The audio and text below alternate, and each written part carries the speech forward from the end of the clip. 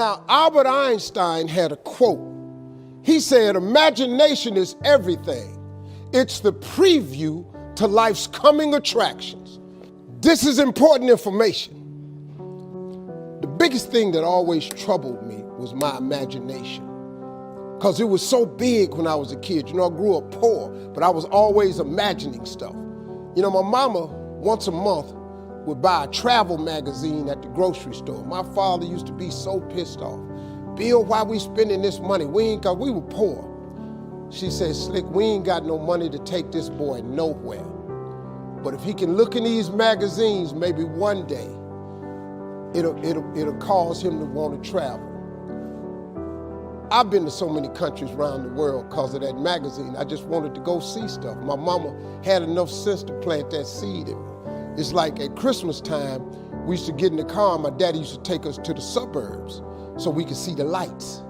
And you know, we just drove around the lights. And I was amazed at the suburbs, because I would see these big houses with horseshoe driveways where you drove in and came out the other side. So I told my daddy one time we was riding, I said, Daddy, why don't we get one of them houses?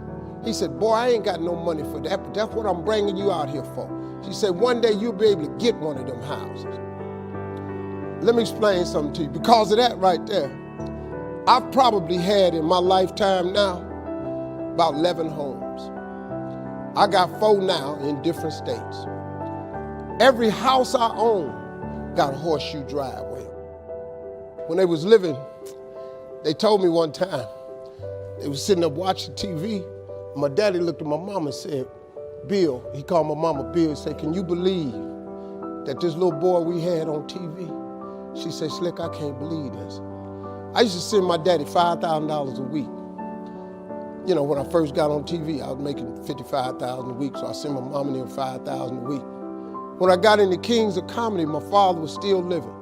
I showed my daddy one time how much money I made. He said, boy, it take me 4 years to make this kind of money. So I was able to give them something with my life. So before my mom and them left this world, I could give them something. I bought them everything, man, houses, cars, furniture. I bought them everything I could think of. I tried.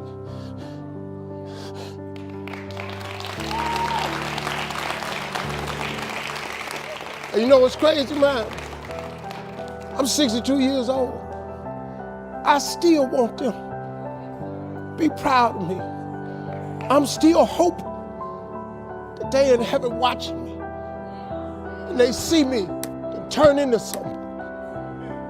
That's all I ever wanted. It was in my imagination to take care of them. You just got to believe that. You just got to believe, man. Don't ever give up.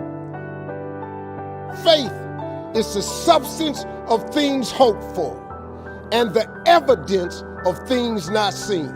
All faith is, really, the substance of it is just what you hope for. That's all faith is. It's just real hard hoping. You remember when you was little and you said, I hope I get a bike for Christmas? And you went out there one year and the bike was under the tree? You remember when you said you hope you graduate and you mess around and got a diploma? Didn't you remember when you said you hope you get a job and you mess around and you got a job? Huh? At one point in time, the older you get, this got to start clicking in. That faith is really the substance of things hoped for. That if you hope hard enough, one day you ought to get smart and turn all that hoping into belief. And what is belief? Nothing but faith. And what is faith? Faith is belief in things that you cannot see. See, this what the part you got to get. The evidence of things not seen. Remember I told you that imagination is everything? It's the preview to life's coming attraction. Man, do you know, now let me tell you the problem with your imagination. The problem with your imagination is you tell it to the wrong people. If you want to kill a big dream, tell it to a small-minded person. You went and you shared it with your family and friends. You know what they did? They shot it down. You know why they shot it down?